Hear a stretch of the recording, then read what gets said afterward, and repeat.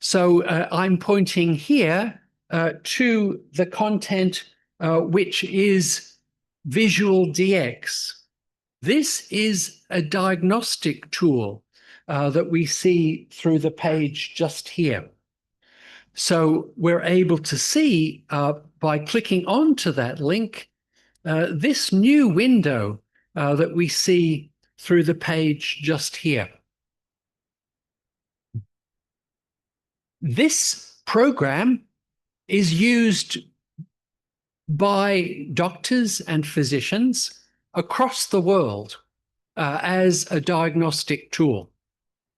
But it can also be used by a university or a college to help to train medical professionals. It has special features that really help you in that process.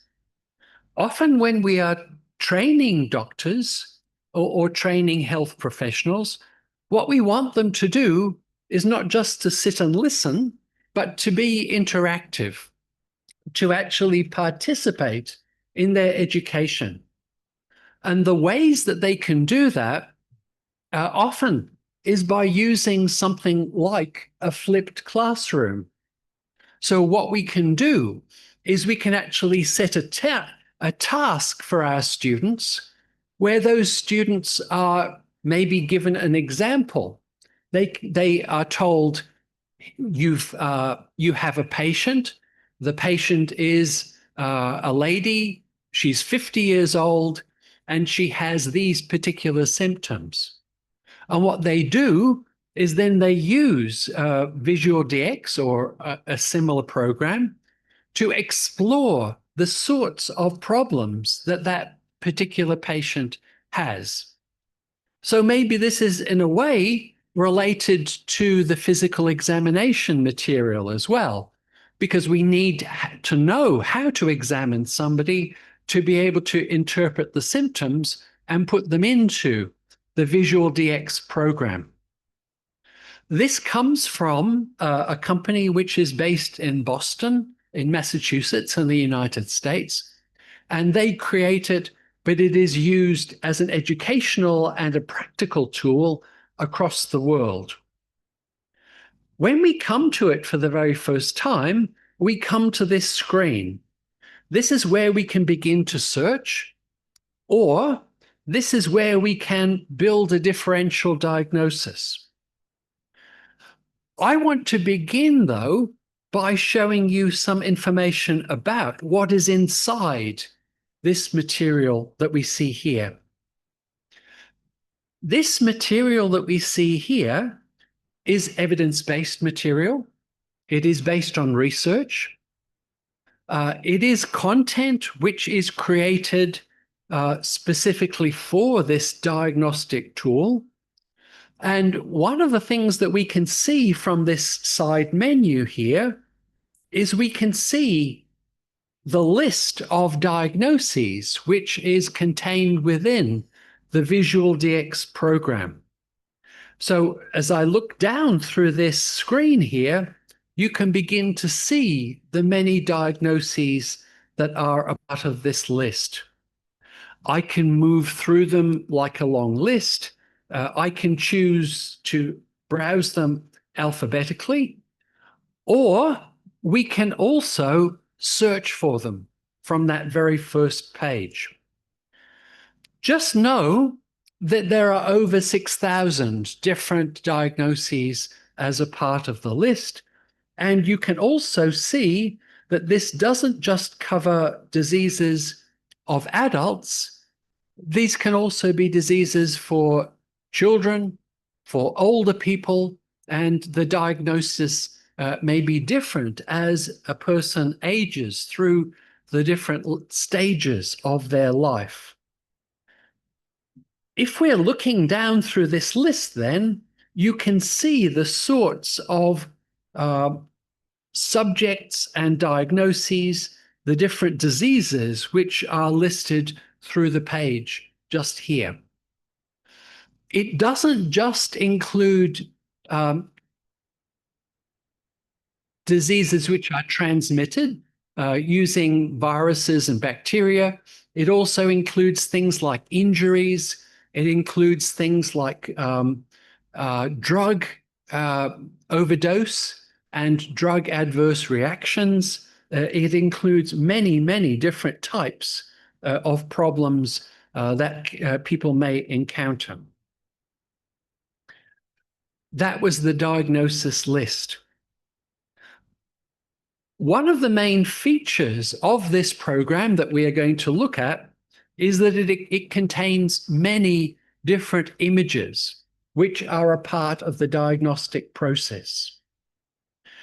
As a part of the software, we can actually download an app where you can take a picture of a rash and get a diagnosis. So this can be an important part of that diagnostic step.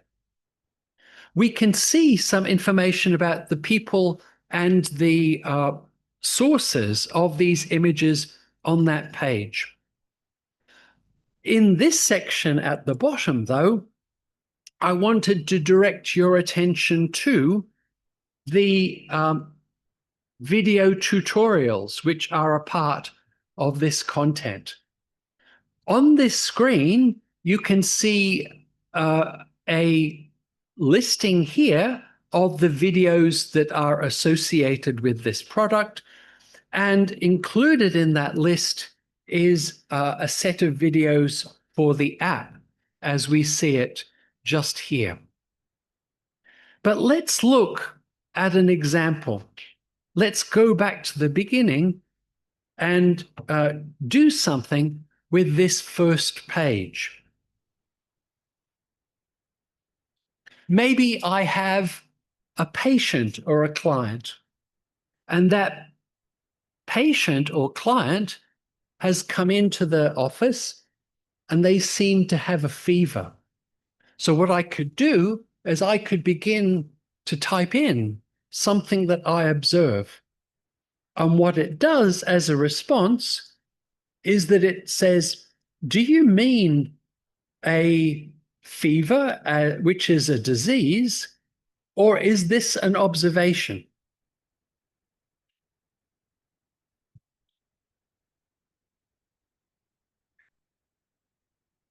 If this is an observation, we can just choose to go past that, and we can begin a differential diagnosis. So I've typed in my first observation. The patient has a fever, and what it prompts me for then is it says, what sort of fever is this? Is this a recurring fever that comes back, or is it just a general fever that is present at that particular time? It then prompts me. It prompts me to put in further diagnostic steps. What is the appearance of the patient? Do they appear to be sick? How long have they had these problems? It's developed acutely, so fairly soon. The sorts of symptoms that they have. They have a fever, obviously, but do we have chest pain? Do we have heart problems? Are they coughing? For anything which requires a definition, you see a little information icon. So it tells you, what does that particular item mean? As you begin to make your choices, you can see that your observations and your findings are listed at the side of the page just here. You could also type something in. If the patient had joint pain, for example, you could see a list that you could pick from the list. One of the main features of this program is that it has the ability to take into account all sorts of visual information. It's VisualDx, as you see from the title. So what we could also look at is, does the patient have a rash? And, you could see the sort of rash that is possible. Is this on a light skin or on a dark background? Because you can see here that it looks different as we move from one skin color to the other. So what we do is we fill in the information that we have. We can find out whether they have traveled, whether they have visited other countries, for example, and we can see the information here.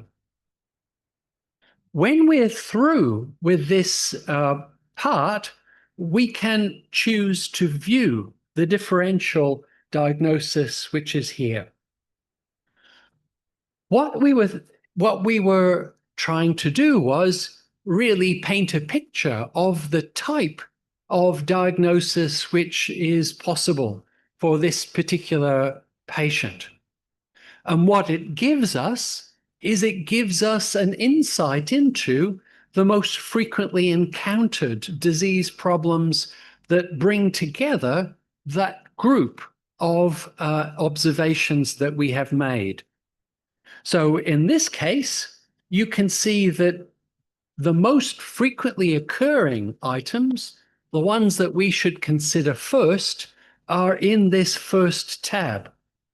And for this set of observations, we can see that COVID-19 is the most likely observation and the most likely diagnosis, because this is widespread throughout our community and that this is frequently encountered.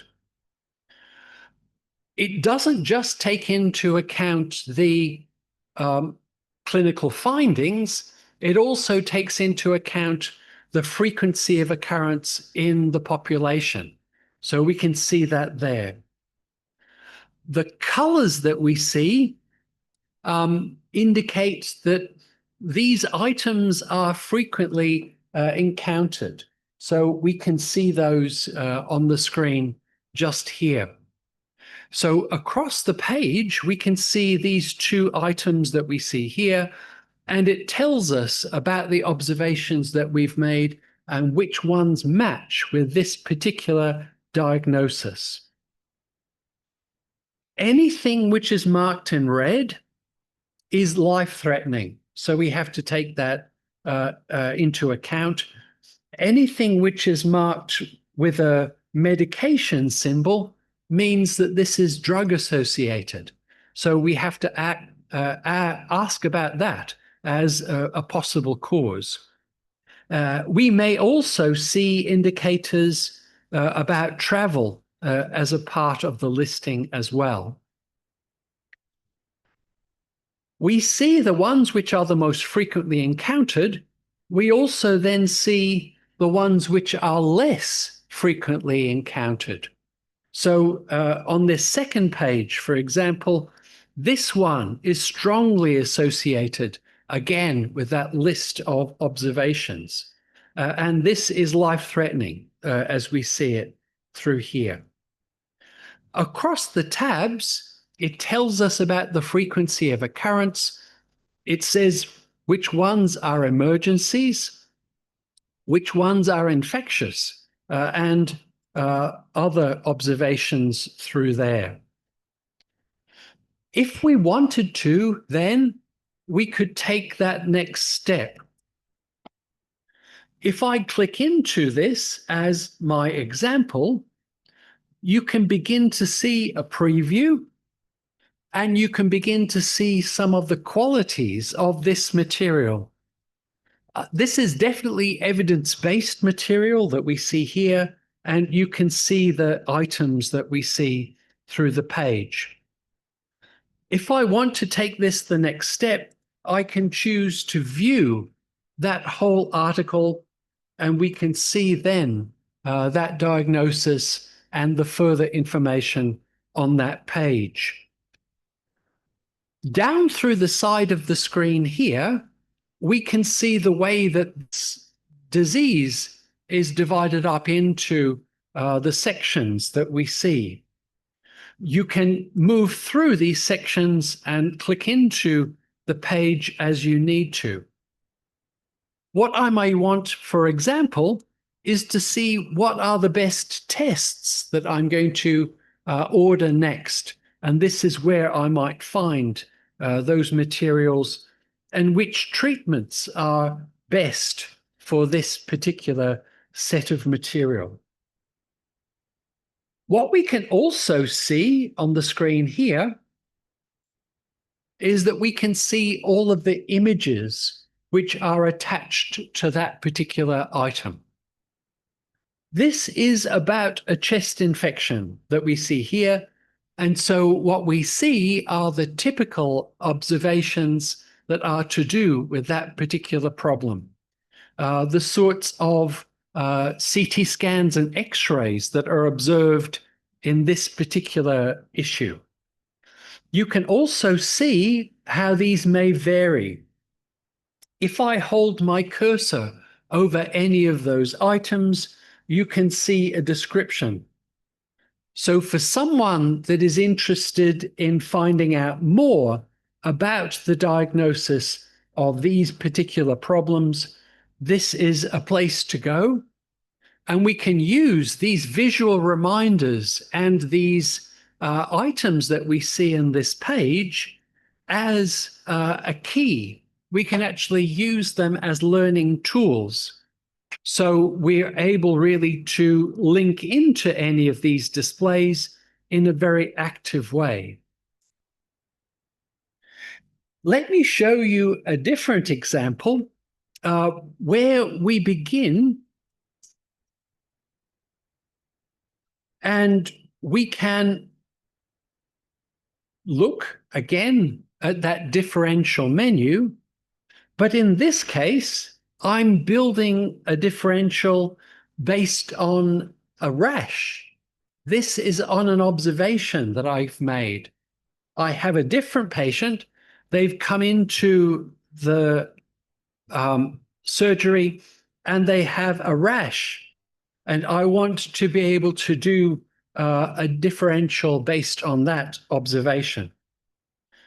In this case, the patient is younger, so we can change the items that we see here, look at the patient, and we can see the sorts of rashes that are observed. We can understand where they are located. We can see the distribution of them, how many there are, how far they are distributed. And again, we can see by looking at these definitions something about what that particular thing means. So we're able to see the items that we're interested in, and we're able to pick from that list to see a different set of materials. The reason why I chose this example is to bring forward more of the photos and the displays that are a part of this material. There are many, many hundreds of thousands of images which are a part of this content.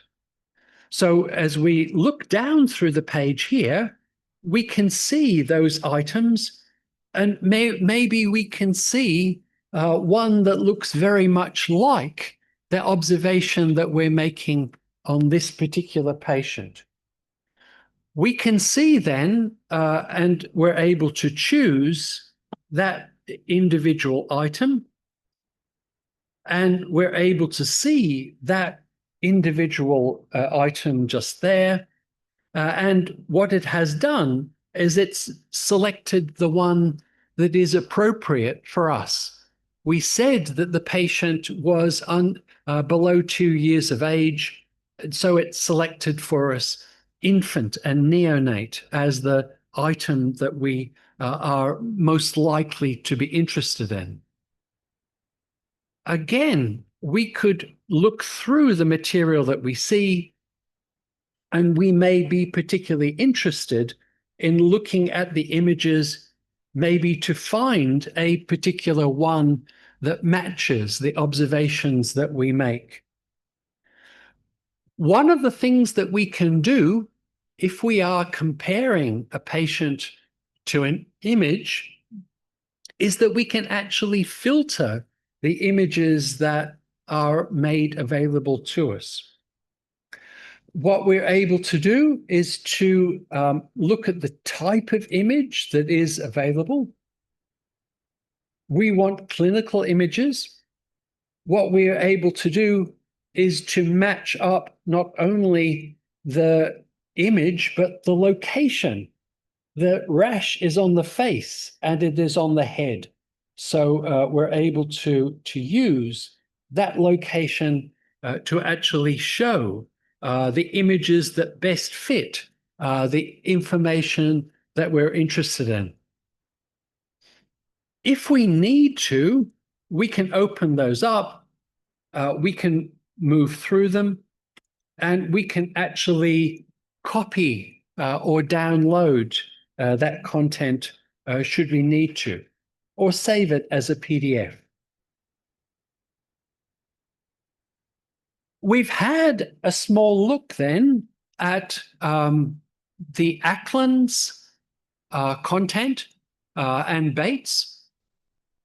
The Bates Visual Guide lets us find out about examining a patient, and we might use that information about examination to actually help us to guide our examination as we take on a patient and take on a diagnostic test.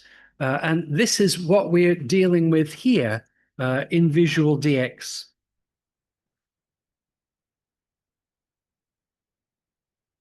One thing that we may need to know about when we are looking at VisualDx and thinking about the way that it works is that if we are here, one of the prompts that you can see is you can see the opportunity to make a personal account. A personal account lets you have a profile inside of VisualDx. The reason why this can be important is that it allows you to save the diagnoses that you've made and so make a library, or it also allows you to download the app that is associated with VisualDx. So that app that you can have could be the one that you take off to your prac. It could be the one that you use outside of the university, and you don't need to have an internet connection for that app. So it's a big benefit for you to be able to make a personal account and be able to access the app. You download it, you sign in, and that means that it is active. You are associated with the university account. This is definitely a tool that is used not only as a practical diagnostic tool, but as an educational tool as well.